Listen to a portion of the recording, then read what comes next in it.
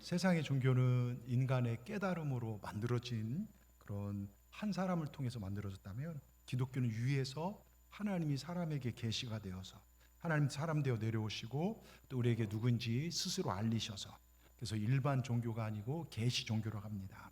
하나님 우리에게 말씀을 통하여 하나님이 누구신지를 계시하셨습니다. 그리고 우리가 어떻게 살아야 할지를 말씀하고 계십니다. 그래서 기독교 신앙이란 뭐냐? 바로 알고 바로 믿어야 되고 바로 살아야 되는 단계까지 가야 합니다. 이게 신앙인입니다. 그저 교회만 왔다 갔다 하는 것이 끝이 아니라 주님이 누구신지, 또 그리고 우리에게 무엇을 원하신지를 알고 삶의 현장에서 주님의 빛과 소금된 역할을 감당하는 것, 주님의 뜻대로 살아가는 것이 그게 성도의 삶입니다. 자, 오늘 이제 이스라엘이 애굽에서, 정말 애굽이란 나라에서 400년 동안 노예 생활하다가 하나님께서 모세를 통해 그들을 건져내려고 합니다. 모세를 사용하는데 모세가 이제 겁이 나갖고서 하나님께 질문합니다. 하나님, 제가 그들 앞에 가서 묻기를 그의 이름이 무엇이냐 이렇게 물으면 내가 무엇이라고 하나님에 대해서 말합니까? 하고 하나님에게 묻는 거예요. 그때 하나님께서 뭐라고 합니까? 나는 스스로 있는 자다 하시면서 하나님 자신을 계시합니다. 여러분, 출애굽기를 살펴보면요, 7가지의 모습으로 하나님께서 하나님이 누구신지를 계시하고 계세요. 그리고 우리가 체험해야 할 6가지 신앙 체험이 있습니다. 오늘 조금 어려울 수도 있지만 길 수도 있지만 여러분 정신을 차리고 잘 들으시길 바랍니다.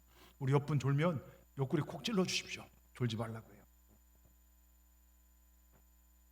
자, 첫 번째요, 7가지 계시 하나님을 살펴보는데, 첫째, 우리 제목을 같이 보겠습니다. 나는 스스로 있는 자다. 자, 나는 스스로 존재하는 존재, 무엇도 의지할 필요가 없습니다. 그러면서 하나님께서 보여준 게 뭔지 아십니까? 모세를 만나는데 출애굽기 떨기나무에서 이렇게 만나요. 근데 이 떨기나무가 불이 붙었는데 불만이지 타질 않아요. 여러분, 불의 조건이 3가지입니다. 산소가 있어야 돼요. 산소가 없으면 불 꺼집니다. 또 하나, 발화점 이상의 온도가 붙어야 돼요. 100도 이상이 되든지요. 또 연료가 산소를 만나 발화점 이상에서 불이 생기는데 이 불의 조건이 맞지 않는데도 불이 붙었다는 것입니다. 여러분, 하나님은 아무것도 의존할 필요가 없는 스스로 존재하신 분이 우리 하나님이십니다. 그럼 교만이 뭐냐? 인간은 스스로 존재할 수 없는 존재입니다. 근데 자기 스스로 아무것도 의지하지 않는 것처럼 하는 것, 그게 교만이에요. 나는 구원도 필요 없고 나는 내가 모든 걸 할 수 있다, 이게 교만입니다. 여러분, 우리는 하나님을 철저히 의지해야 합니다. 요한계시록에 볼 때 하나님 표현할 때 어제도 계셨고 지금도 계시고 앞으로도 오실 분, 장차 오실 분이 우리 하나님이십니다. 여러분, 스스로 계신 하나님은 언제나 우리와 함께 하신다는 것 꼭 기억하십시오. 하나님이 스스로인 자 스스로 밝히고, 또 하나 뭐냐? 2번째가 심판하신 하나님. 여러분, 자, 심판이 있다는 거 꼭 명심하십시오. 개인적으로든 우주적으로든, 여러분, 개인적으로 죽음이 끝일 수 있어요. 근데 우주적으로 종말의 때를, 성경이 말하는 종말의 때를 지금 걸어가고 있는데요. 자, 심판의 원리가 출애굽기에 나와요. 빛의 원리입니다. 여러분, 빛은 어둠을 소멸합니다. 아무리 깜깜해도 빛이 비추는 순간 어둠은 사라집니다. 어둠은 절대로 빛을 이길 수 없습니다. 그리고 빛은 생명입니다. 자, 6월절에요, 애굽의 모든 애굽 나라의 장자들과 생축의 첫 것이 다 죽어요. 하나님 다 죽이십니다. 근데 이스라엘의 장자들은 한 명도 안 죽어요. 왜요? 어린 양의 피가 그 집을 가려줬기 때문에요. 자, 이게 빛의 원리인데요. 자, 빛은 어둠을 소멸시킵니다. 빛이 가는 곳에 어둠이 소멸하는 것입니다. 근데 빛 앞에서 우리가 날몸으로 그냥 맨몸으로 쓰면 우리도 소멸돼요. 그런데 예수의 피가 우리를 가려주기 때문에 우린 살아날 수 있는 것입니다. 그래서 주님의 피가 너무너무 중요해요. 여러분, 심판을 이긴 것은 빛 대신 예수 그리스도의 피밖에 없는 줄 믿습니다. 예수의 피가 내 죄를 속량하시고 살린다는 것 꼭 기억하시고, 심판 때 이길 수 있는 것은 빛 대신 주님밖에 없어요. 그래서 자, 나는 스스로 계시고 그 다음에 심판하는 하나님 보여주는 하나님께서 구별하신 하나님을 또 보여주셔요. 하나님 어떤 분이시냐? 구별하신 하나님. 자, 여러분, 출애굽의 10가지 재앙을 아실 거예요.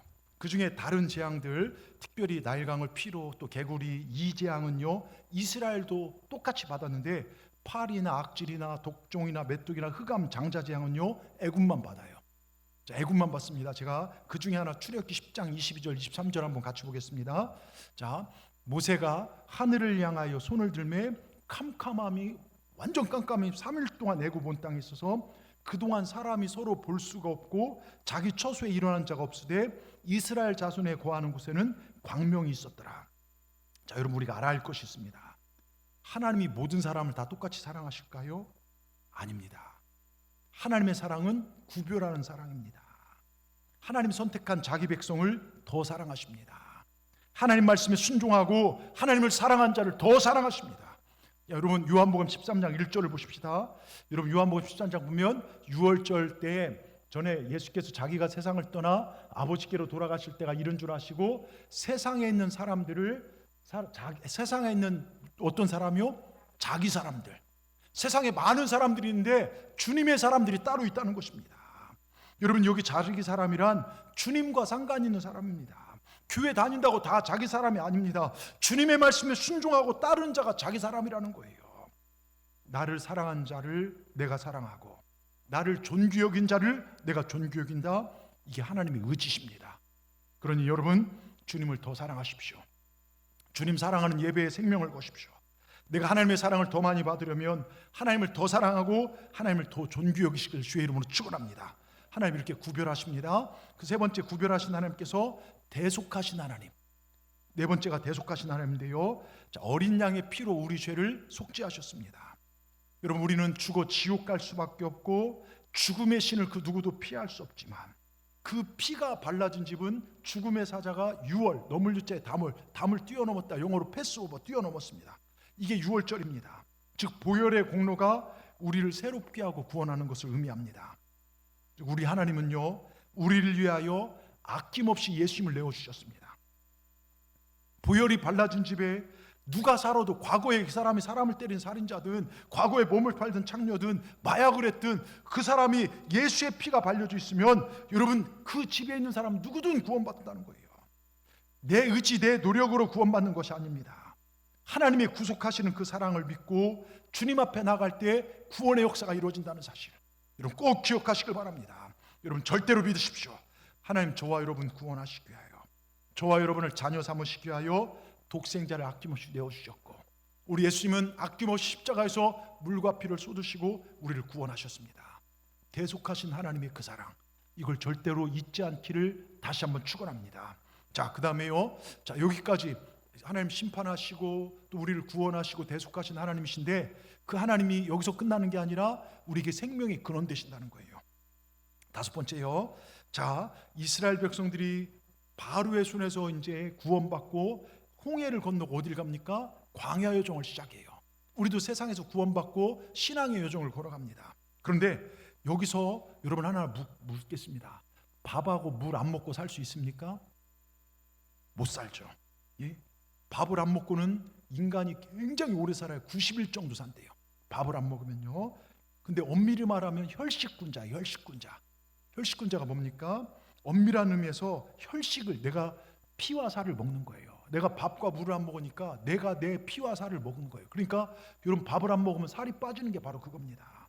근데 물은 10일 정도 안 먹으면 사람이 10일, 어떤 사람은 7일 만에 죽을 수 있고 길게 하면 물 안 먹으면 10일 정도. 예? 그러니까 일찍 죽고 싶으면 물을 10일 정도만 안 드시면 돼요. 자, 여러분, 근데 이 문제를 출애굽한 이스라엘이 만난 거예요. 광야에 들어갔는데 거기 물은 없고 먹을 것도 없습니다. 구할 데도 없습니다. 200만 명 이상 되는 사람과 가축대를 무엇으로 도대체 먹일 것인가? 그러니까 출애굽의 역사는요, 밥하고 물 때문에 불평하는 것입니다. 밥하고 물이 딱 끊어지니까요, 하나님 신앙, 모세 지도자, 그게 여러분 그게 안 보이더라 이것입니다. 다 밥하고 물만 찾습니다. 인간의 근원이 무엇인지 여기서 밝혀져요. 그런데 그 어려움 상황에서 기도하고 하나님만 바라봤더니 밥이 땅이 아닌 하늘에서 만나와 메추가 내려집니다. 물이 없을 때는 쓴물이 단물로 바뀌고, 물이 없으니까 반석을 때리니까 거기서 어마어마한 물이 쏟아져 나옵니다.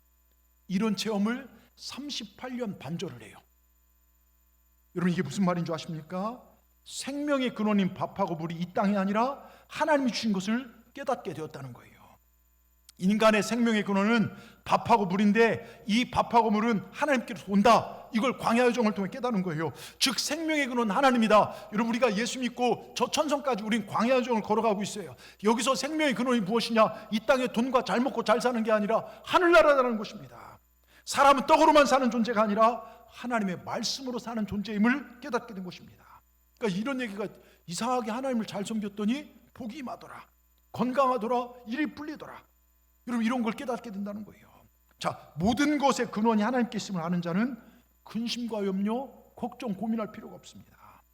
우리가 하는 모든 고민이요, 밥하고 물입니다. 쉽게 해서 잘 먹고 잘 사는 거예요. 그게 목적입니다. 지금 열심히 시장 가서 장사하고 직장 생활하고 사업하고 직장 3교대 2교대 다니면서 열심히 사는 이유가 무엇입니까? 잘 먹고 잘 사는 것, 자녀들에게 재산 좀 물려주는 것. 그런데 그러다 몸 아파서 병원 갔는데 온몸에 암이 펴져서 이제 얼마 못 산답니다. 그때 사람들은 인생의 방향을 돌아보게 됩니다. 그래서요, 광야에서 하나님께 가르친 것은 인생의 근원은 하나님이라는 거예요. 하나님만이 참 생명의 근원이라는 것입니다. 그래서 우리는 먹고 살기 위해 존재하는 것이 아니라 하나님께 영광 돌리기 위해 존재하는 것임을 알게 해요. 여러분, 이거 꼭 붙잡으셔야 돼요. 이것을 체험하라는 것입니다. 생명의 근원 체험을 이 광야에서 하라는 것입니다. 우리가 지금 살아가는 것, 이 말씀을 통해 배워야 할 게 뭐냐? 생명의 근원은 밥이고 물이고 돈이 아니라 하나님이다. 여러분 보세요. 생명의 근원이 하나님이라 한다면 우린 말씀을 먹어야 돼요.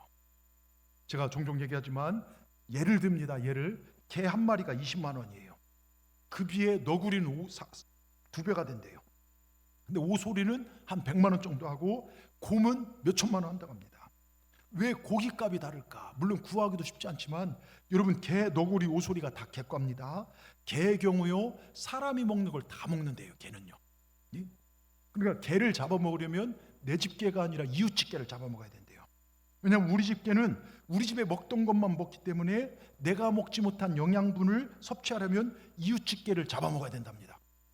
훔쳐서 잡아먹으면 안 되겠죠. 괜히 제가 이렇게 설명하기 위해서 웃자고 한 이야기인데, 시민잔치에 저를 우리 목사님이 개고기를 먹어라 막 이러면 안 됩니다. 이런 수준은 넘어서 해야겠죠. 자, 그 다음에요, 너구리는요, 개가 먹는 것을 다 먹고 온 산을 돌아다니면 더 많은 걸 먹는데요. 그러니까 더 좋은 가치가 있죠. 자, 오소리는요, 너구리가 먹는 걸 다 먹고 너구리만큼 돌았는데 땅을 판대요. 땅을 파서 거기에 뿌리니 지렁이 이런 걸 먹는데요. 자, 곰은요, 오소리만큼 다 먹고 땅만 파는 게 아니라 나무를 타서 위에 올라서 그걸 먹기도 한다는 거예요. 자, 무슨 얘기냐? 그 안에 얼마나 많은 가치를 담고 있느냐가 그의 가치를 결정한다는 거예요.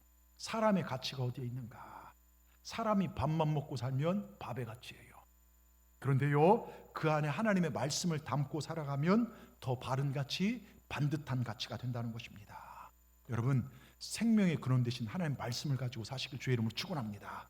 그리고 하나님이 또 누구시냐? 그 하나님, 생명의 근원 되신 하나님이 임마누엘 하나님이라는 것을 보여주고 계세요. 자, 여러분 출애굽다 보면요, 하나님이 지금 우리와 함께 하신다. 이게 임마누엘이에요. 지금까지 생명의 근원 되신 하나님을 알았다면 이제 그 하나님과 동행하고 살라는 것입니다. 그 하나님이 나와 함께 한다는 걸 알라는 것입니다.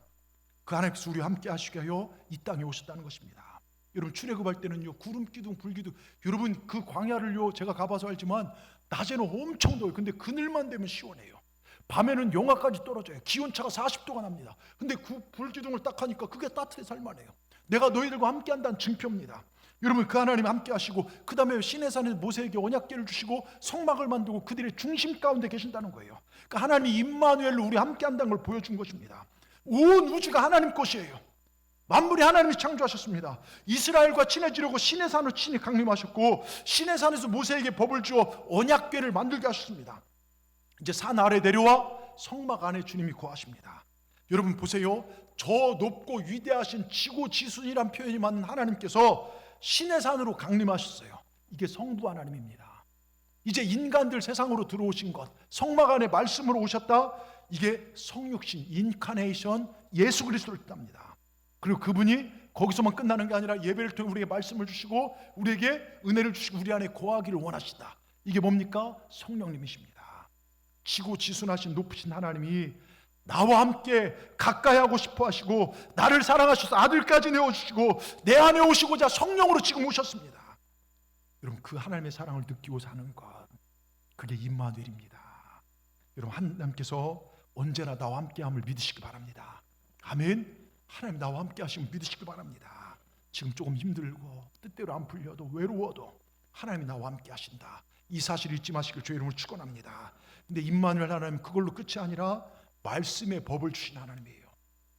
다른 종교처럼 가서 내가 종교행위하면 끝나는 게 아니라 우리가 어떻게 살아야 할지 말씀의 법을 주십니다.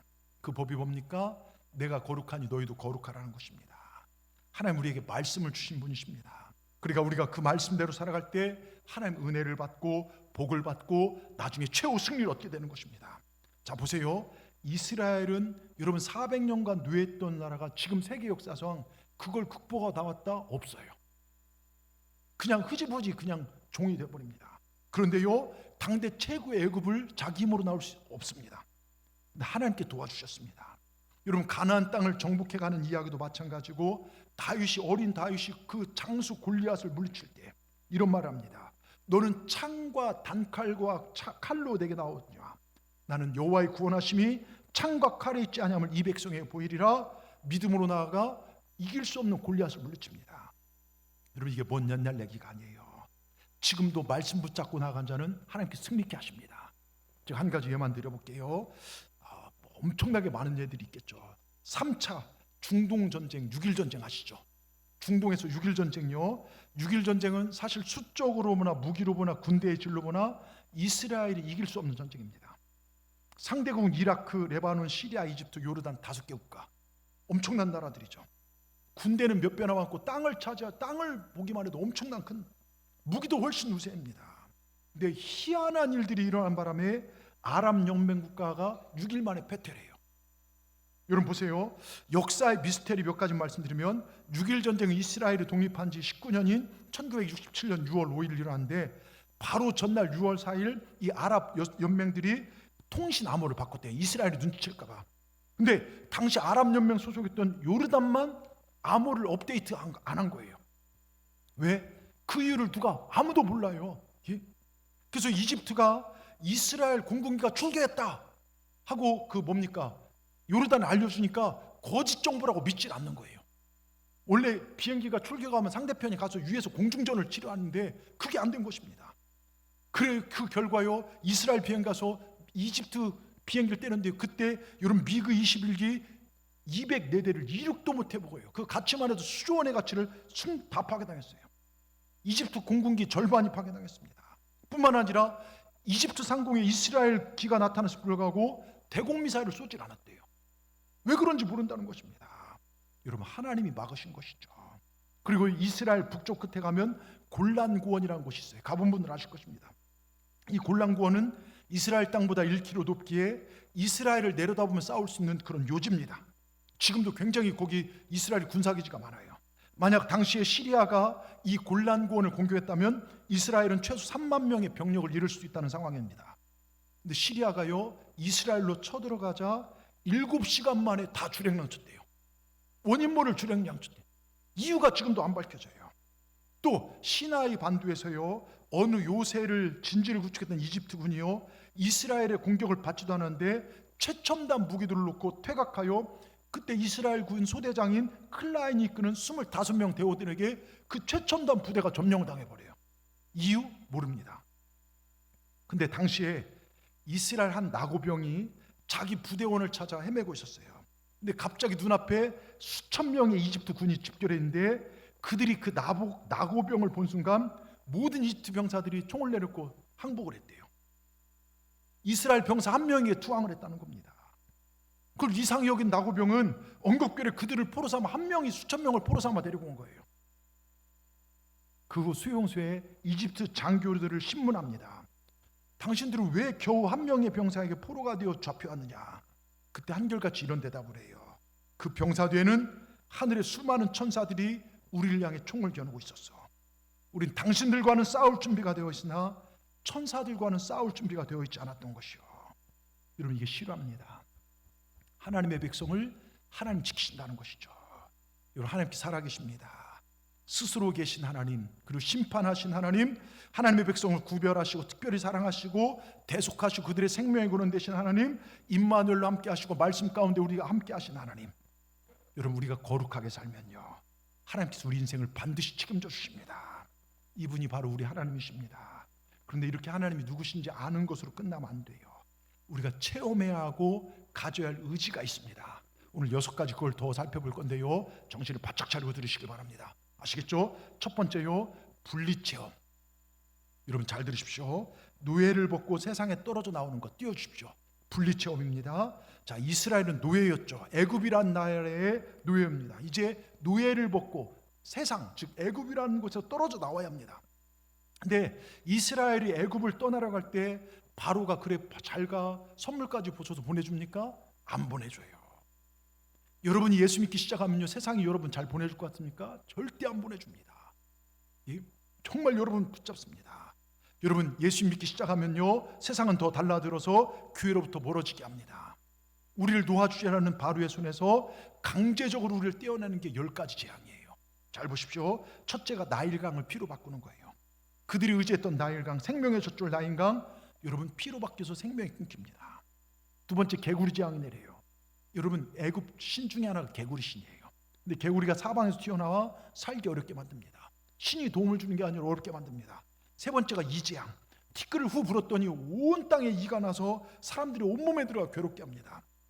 여기까지 이스라엘 당합니다. 바로가 첫 번째 타협안을 여기 제시해요. 가지 말고 이 땅에서 하나님께 제사를 드려라.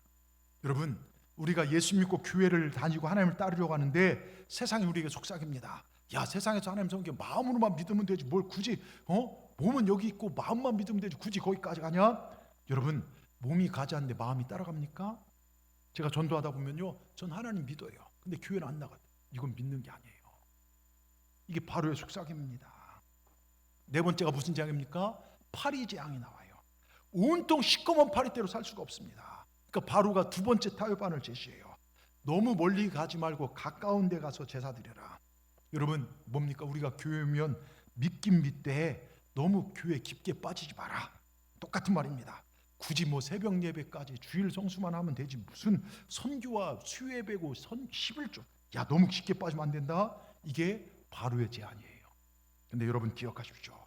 하나님이 원하는 곳까지 가야지, 가지 않은 건 간 것이 아닙니다. 하나님이 원하는 곳까지 가야 돼요. 내가 원하는 이 정도 하면 됐지, 그건 내 신앙이죠. 하나님이 원하시는 곳까지, 여러분 거기까지 가시기를 주의 이름으로 축원합니다. 그 다음에 다섯 번째 재앙이 생축의 재앙, 여섯 번째가 악성 종기가의 독종이 일어나고, 일곱 번째 우박으로 초토화돼서 어떻게 됩니까? 농작물 정말 농작물이 초토화됩니다. 근데 바로가 세 번째 타협안을 내요. 너희 남자들만 가고 가축 데려가고 여자와 아이들을 남겨놔라. 애들 힘드니까. 세상의 속삭입니다. 하나님 섬기는데 전적으로 하지 말고 일부만 좀 해. 이 정도면 잘 믿었지. 여러분 하나님 우리의 전부를 원하십니다. 내 몸과 마음 전부를 원해요. 예를 들어서 저희 아내가, 제가 저희 아내를 사랑하죠. 근데 제가 저희 아내 사랑하고 다른 여자를 사랑해요. 근데 저희 아내가 자기가 제가 사랑한다는 것만으로 저를 사랑해 줄 수 있을까요? 다른 여자 사랑하는데요? 저 성격이에요? 난리 나는 거죠. 얼굴 막 다 그 고백하면 그날, 아니 실제 그건 아닌데 예를 들어서요. 하나님도 마찬가지입니다. 하나님은 하나님만 믿기를 원해요. 하나님만 사랑하기를 원합니다. 여러분 그 다음에 메뚜기 흑암재앙 내려요. 흑암이 뭡니까? 여러분 애굽의 파라오 바로신은 태양신입니다. 근데 태양이 며칠 동안 어두워져요. 하나님의 손 안에 태양도 있다는 것입니다. 그리고 열째 장자재앙, 그들의 첫 번째 것이 가장 소중한 걸 빼앗긴 하나님, 그때서야 바로가 도와줘요. 여러분 하나님을 대적하면 가장 소중한 걸 빼앗길 수 있다는 사실, 이게 바로 입장도 있지만 우리가 하나님 앞에 온전히 나가지 못하면 우리도 이런 일을 당할 수 있다는 걸 기억하시고 여러분 분리하시길 바랍니다. 세상으로부터, 죄의 세상으로부터 완전히 손을 거시고 옛날로 돌아가지 마시고 하나님 더 사랑하시고 주의 이름을 축원합니다. 그 다음에 의지 체험이에요. 자, 분리를 하면 그때부터 하나님을 조마조마하게 믿어야 된다는 것입니다. 조마조마한 마음으로 주님을 의지해야 돼요. 자, 하나님의 사자가 죽음의 신이 애굽 전역을 다니면서 모든 장자를 다 죽이는데 어린 양의 피가 발라져 있는 집만 뛰어넘어갑니다. 사방에서 와 비명소리가 들립니다. 우리 아들, 우리 큰애 이거 어떡하냐, 다 죽어가요. 모든 첫것이 다 죽습니다. 사람들의 울음소리가 들리는데 우리 집에 피만 발라져 있는지, 피만 발라서 살게 된다. 이 피를 의지하고 우리 피 발랐죠. 아버지 피 발랐죠. 그래 너 피 발랐지. 피만 그 안에서 조마조마해. 피가 정말 발라져 있는지 조마조마하며 의지합니다. 여러분 잘 내 생명도요 인생도요 주님께만 달려있다는 거예요. 내 안에 선한 것이 없고 정말 주님만 의지한다는 이 조마조마한 마음을 가지고 전적으로 주님만 의지하는 체험, 이게 신앙생활이 필요합니다. 우리 이렇게 살아야 합니다. 지금 이 시대를 보십시다. 주님을 의지하지 못하고 있어요. 돈, 권력, 명예, 자녀, 건강, 여러분 다 좋습니다. 그런데 그것이 우리를 구원하지 못해요. 여러분 주님만 의지하시기 바랍니다. 주님을 의지하는 자 하나님 책임져 주십니다. 두렵고 떨림으로 신앙생활 하시기 바랍니다. 그 세 번째가 뭐냐? 죽는 체험을 해야 돼요. 자, 잘 들으십시오. 이스라엘이 정말 애굽에서 나와서 길을 갔다가 뒤에서 애굽 군대 쫓아가 앞에는 홍해 바다가 가로막습니다. 이스라엘 하나님께 기도했더니 하나님 홍해 바다를 열어보시 거기를 통과합니다. 이게 뭐냐? 홍해에 들어감으로 옛사람은 죽었고 홍해 바다에 나오면서 이제 새 사람이 된 거예요. 하나님 만나 예전에 내 자아가 죽어지는 체험을 해야 합니다. 주님을 믿고 세상으로부터 분리되어지고 주님만 나의 의지 대상으로 느껴지면서 예전에 내 자아들, 내 성깔들이 하나둘씩 죽어지기 시작합니다. 여러분, 내가 예수님 믿고 신앙생활하면서도 예전과 변화되지 않는 사람은 아직 죽는 체험을 하지 못한 거예요. 내 성격이 불이야, 칼이야. 여러분, 예수 믿으면 변화야죠. 칼 같은 내 성격도요, 부드럽게 변화야죠. 여러분 보세요. 이것을 못하니까 문제가 되는 거예요. 교회에서도 싸움이 나고 가정에서도 이거 옛 자아가 죽지 못하니까요. 내가 살아있으니까 하나님의 영광을 가리게 됩니다. 그래서 내가 죽어야 하나님의 영광이 드러납니다. 여러분, 우리 항상 이런 질문을 던져야 합니다. 만일 예수님께서 오늘 밤 오신다면 우리는 어떻게 될까? 오늘 밤 주님이 세상을 심판하러 오신다면 어떻게 될 것인가? 또 이달 말에 예수님 오신다면 약 2주 남았는데 어떻게 살아야 할까? 올해 말에 예수님 오신다면 어떻게 살 것인가? 여전히 이런 모습으로 살아도 괜찮은가? 여러분, 이 질문을 던져보시기 바랍니다. 내 죽음, 이 종말론적인 시각을 가지고 살 때 내 미래를 진지하게 준비할 수 있어요. 그때부터 시작되는 게 뭔지 아십니까? 내가 죽어야 예수님 사는데 그때부터 시작되는 게 광야, 이제 홍해를 나온 사람들을, 죽음을 경험하고 일어난 사람들은 의지할 것이 무엇인가? 네 번째, 그래 광야 체험, 새로워지는 체험인데요. 홍해를 건너고 새롭게 된 새 자아는 무엇으로 사는가? 오직 말씀, 기도, 성령이에요. 왜 아멘 안 하십니까? 우리 예수 믿고 사는 사람은요, 말씀과 기도와 성령으로 사는 거예요. 보세요, 광야에 먹을 것이 없습니다. 하나님께서 그들에게 만나와 메추라기를 내려주셔요. 그것도 38년 동안요, 어마어마한 만나와 메추라기를 내려줍니다. 여러분, 만나와 메추라기가 성경 해석 뭐라고 하냐면 말씀이에요. 여러분, 우리는 하나님 주신 말씀으로 사는 것입니다. 그리고 광야 여정을 보십시오. 무리바의 다툼과 아말렉과의 전투. 여러분 어떻게 합니까? 모세가 손 올리면 전쟁이 이겼습니다. 이게 뭔지 아십니까? 손 올린 게 뭘까요? 기도입니다. 여러분, 우리가 아직 천국에 들어가지 못했어요. 우린 지금 광야 여정을 걸어갑니다. 우리도 저 천성을 향해 나갈 때 우리를 넘어뜨릴 괴롭힌 수많은 적들과 견고한 진들이 있어요. 나를 힘들게 한 사람도 있을 것이고 질병이 있을 것이고, 근데 여러분 어떻게 합니까? 기도를 통해 그들을 물리칠 수 있어요. 그리고 또 모세의 장인 이드로가 모세에게 조언을 해요. 지혜의 말씀을 해줍니다. 이게 성령입니다. 여러분, 광야 인생길을 걸어가는 우리 인생을 돕는 분이 계십니다. 보혜사 성령님이십니다.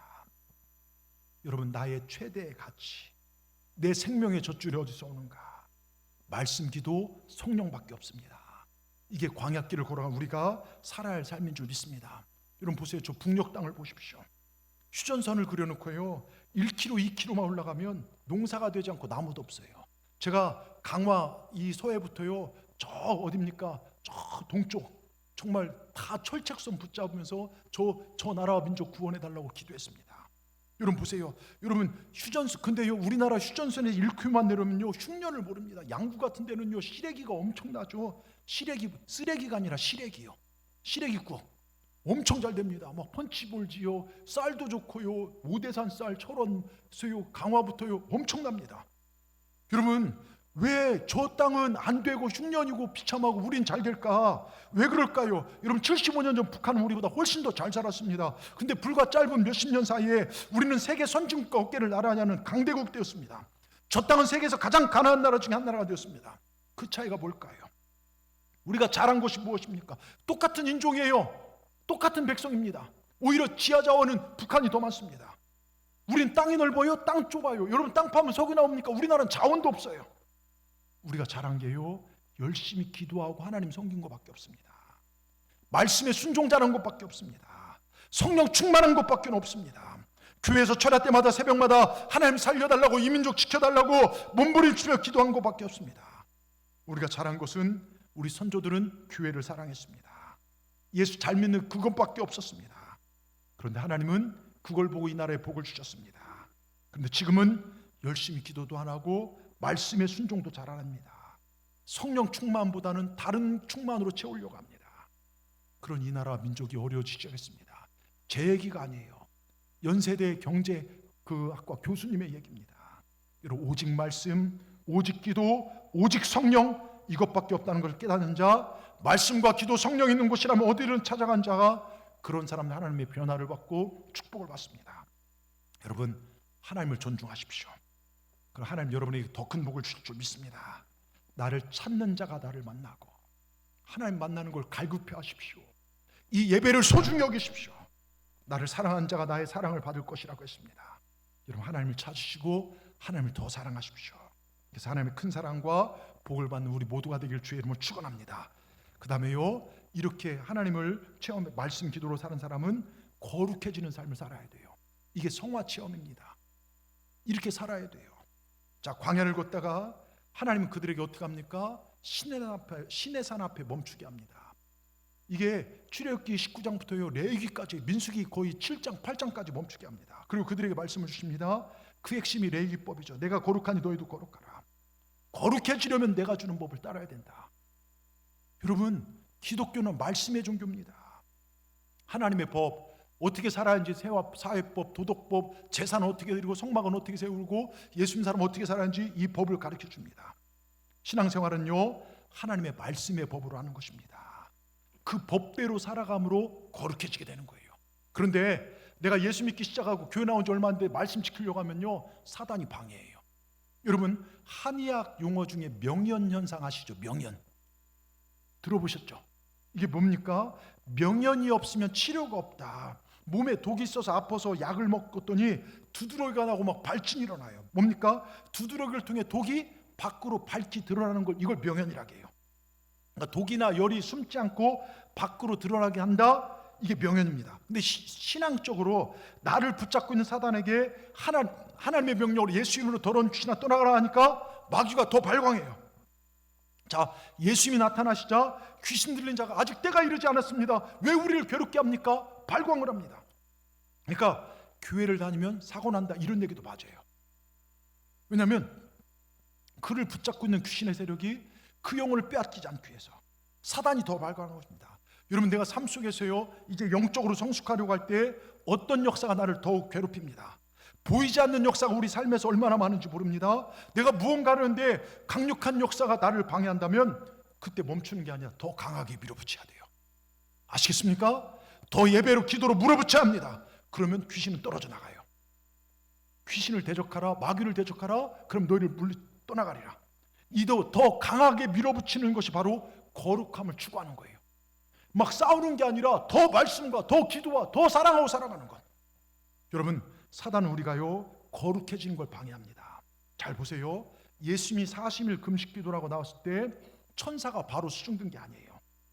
광야에 이끌려 사단에게 시험을 받습니다. 40일 배고픈 주님에게 돌로 떡을 만들어 먹어라. 높은 데 내려와 네가 나에게 절하면 세상의 모든 돈과 명예 행복을 다 주겠다. 주님은 다 말씀으로 그걸 물리칩니다. 즉 사단 앞에 놓인 세상의 행복과 명예를 추구하지 않겠다. 나는 아버지 하나님의 말씀의 거룩함을 추구하겠다. 잘 들으십시오. 저를 보십시오. 여러분, 이게 신앙생활입니다. 자, 행복을 꿈꿀 것인가, 거룩을 추구할 것인가. 세상은 행복을 추구하라고 해요. 요즘 미니멀 라이프나 뭐 여행 막 행복을 추구하라고 합니다.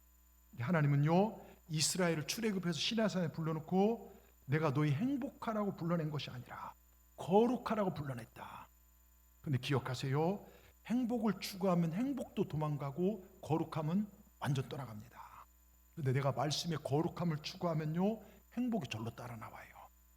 예수 믿는 수많은 가정들이 행복을 추구하다가 신앙 멀어지면 다 가정이 어려워져요. 근데 그 어려움 속에서 신앙을 지키며 말씀으로 예배로 나가면요 하나님이 오히려 세우십니다. 여러분, 명심하시기 바랍니다. 지금 조금 불행하더라도 뭔가 뜻대로 일이 되지 않더라도, 외롭고 힘들더라도 거룩함을 추구하십시오. 가치를 행복에 두지 마시고 가치를 거룩함에 두십시오. 하나님 말씀만 추구하고 말씀의 거룩함만 두고 따라갔더니 나는 관심도 없는데 사람이 따라오고 재물이 따라오기도 합니다. 여러분, 제가 새벽기도 했지만요, 한 후배가 포천에 목회를 나갔어요. 거의 사기당해서 나갔어요. 성도가 한 7, 80명 모이고 재정이 한 2, 3억 된다고 해서 그래 가서 열심히 해보자 했는데 갔더니 12명밖에 안 모여요. 재정도 4, 5천밖에 안 돼요. 그런데 3년 만에 지금 6배가 넘게 부흥했어요. 그러다 보니까 주차 시설이 부족해요. 교회가 작아서 6대밖에 못 돼서 하나님 앞에 기도했대. 하나님, 주차할 땅을 주십시오. 주차할 땅을 주십시오. 근데요, 그 옆에 병원이 있는데 병원 옆에서 교회 옆마당에다 900평 땅을 사더래요. 그러더니 저 맹지 쪽에 길을 내더니 그쪽으로 해서 이렇게 들어오게 차를. 그래서 찾아갔대요.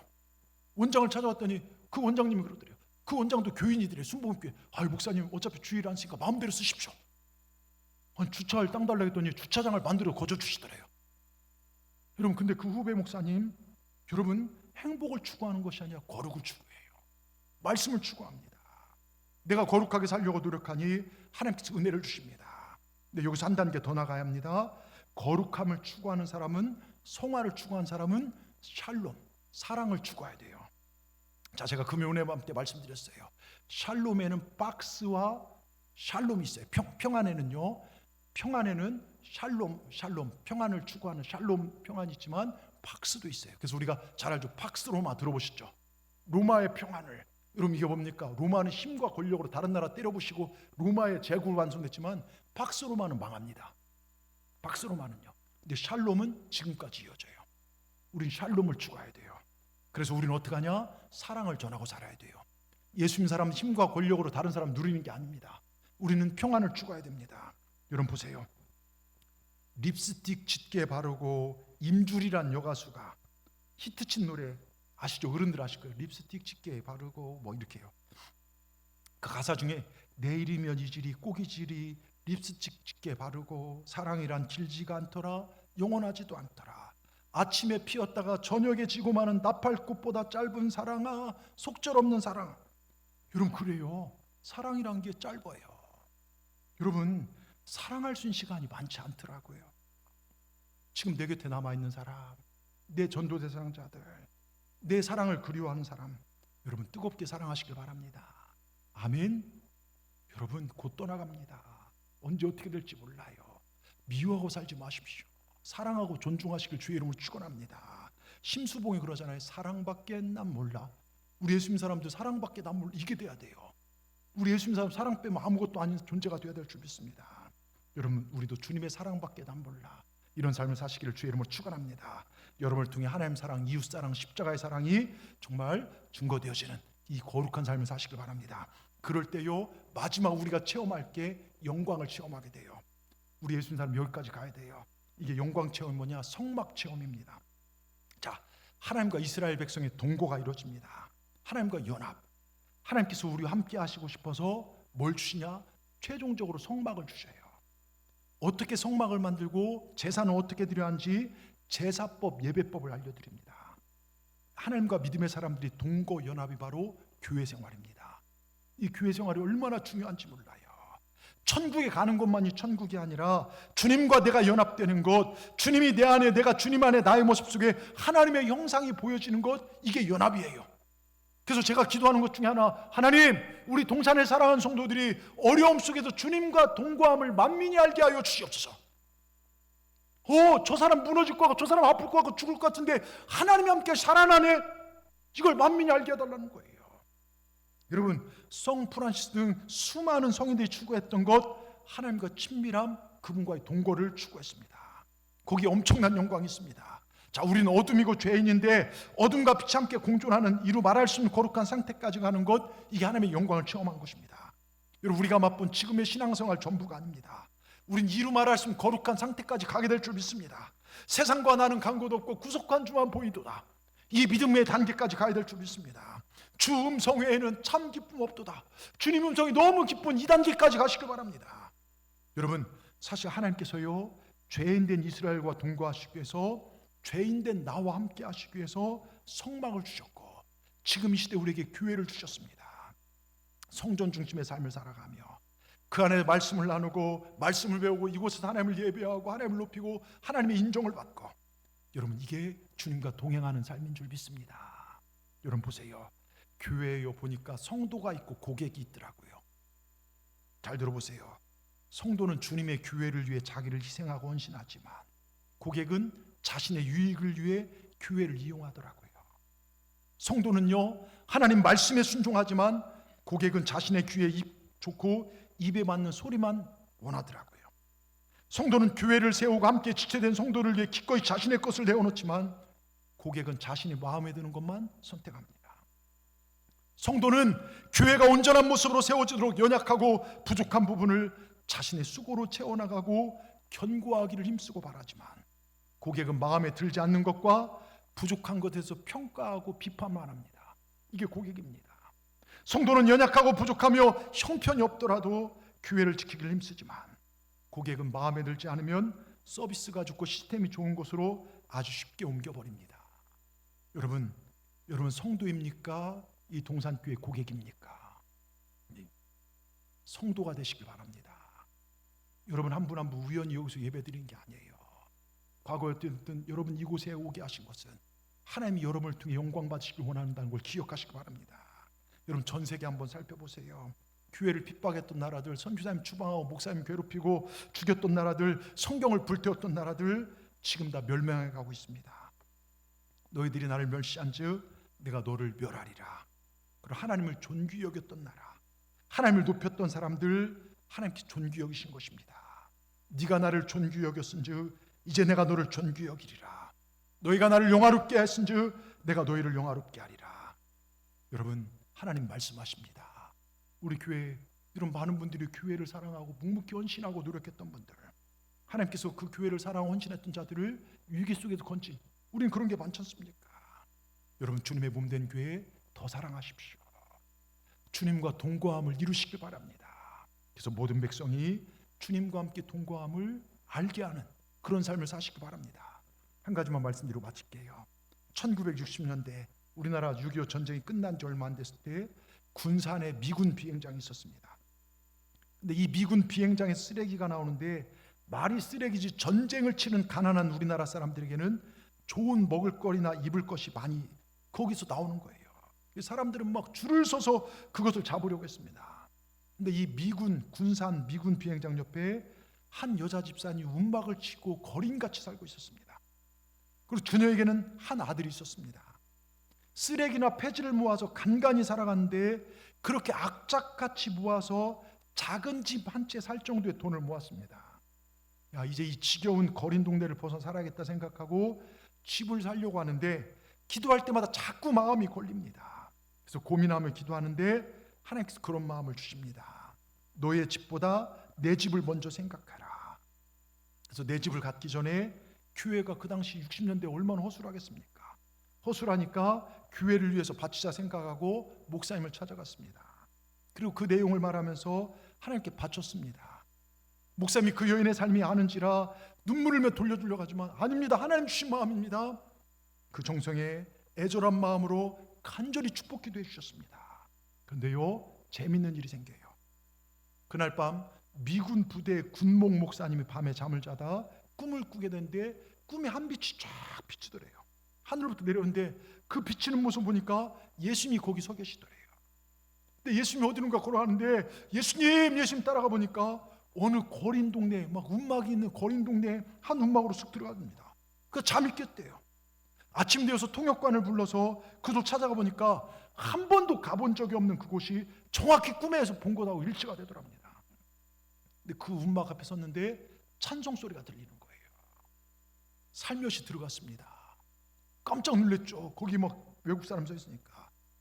그들에게 통역관을 통해서 난 미군 군목입니다. 소개하고 나서 혹시 어제 여기서 무슨 일이 있었습니까? 물었더니 그 여자분이 사실 폐지 죽고 이렇게 모은 것을, 그 어려운 것을 집을 살려고 어렵게 모은 돈을 교회 건축을 위해 내어놓았다는 것입니다. 그 이야기를 듣고 미군 목사님이 너무 감동을 받아서 부대로 돌아와서 그 모자를, 그 어머니와 아들을 미군 부대에 취직시켜줬어요.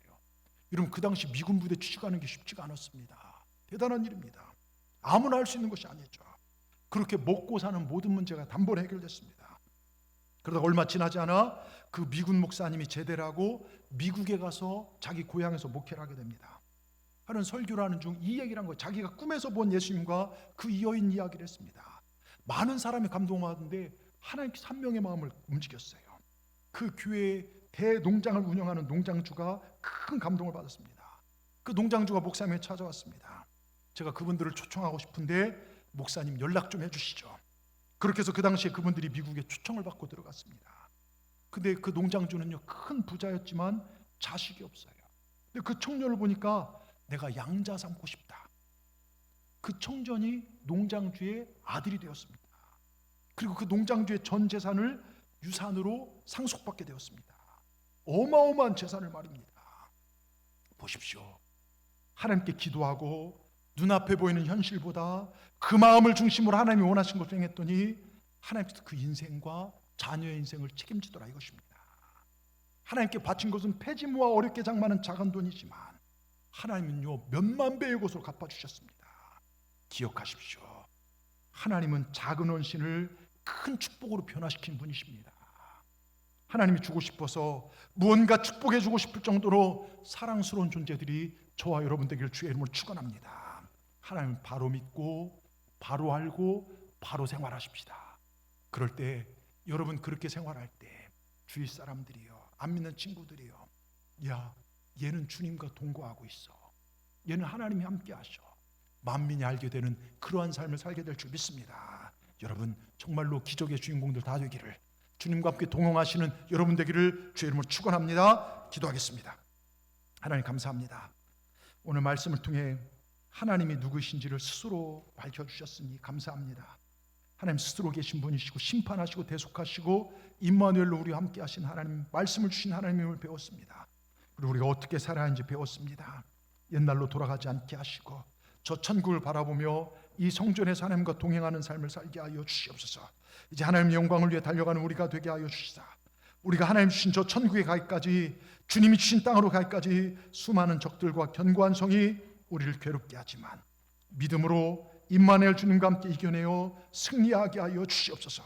하나님 세상이 주는 행복과 명예와 단순한 쾌락을 추구하지 않게 하시고 하나님의 말씀을 추구하는, 주님을 더욱 신뢰하고 거룩한 가치로 살아가는 우리 모두가 되어 최후 승리를 얻고 이 땅에서 복을 받는 우리 동산의 지체들 다 되게 하여 주시옵소서. 예수님의 이름으로 감사하며 기도드리옵나이다. 아멘. 우리 찬송가 446장이요, 우리 찬송하시면서 준비하신 예물을 행복한 마음으로 올려드리도록 하겠습니다.